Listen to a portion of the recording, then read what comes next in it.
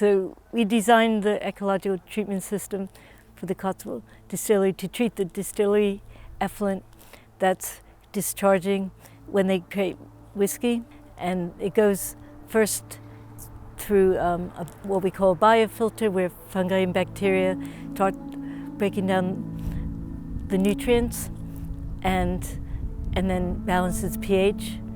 And then it discharges to the two parallel series of wetland cells, where they're basically consuming the nutrients. So they've gotten a lot bigger since we started dosing.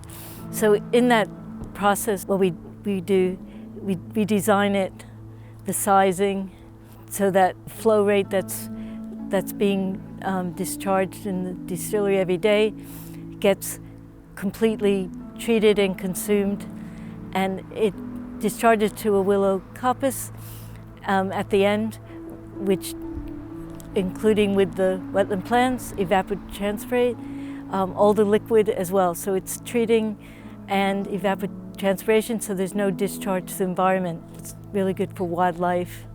This is the raw distillery effluent. So it's taken from the tanks after the whiskey is been distilled. And it also includes wash waters from when they're washing the tanks and any flows from like the factory floor.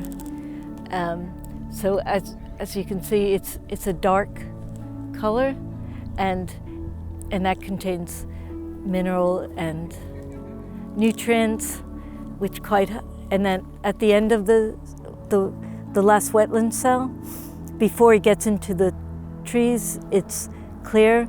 And when we test it chemically, this is the same, virtually the same as your drinking water supplies.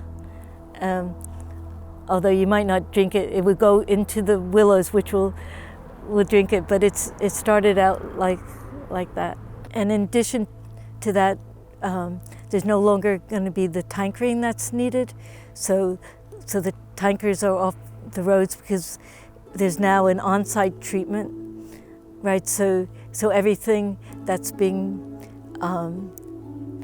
produced by the distillery, except for the first distillation, which is going to create energy in an anaerobic digestion plant. But everything else produced every day is being treated in the ecological treatment system.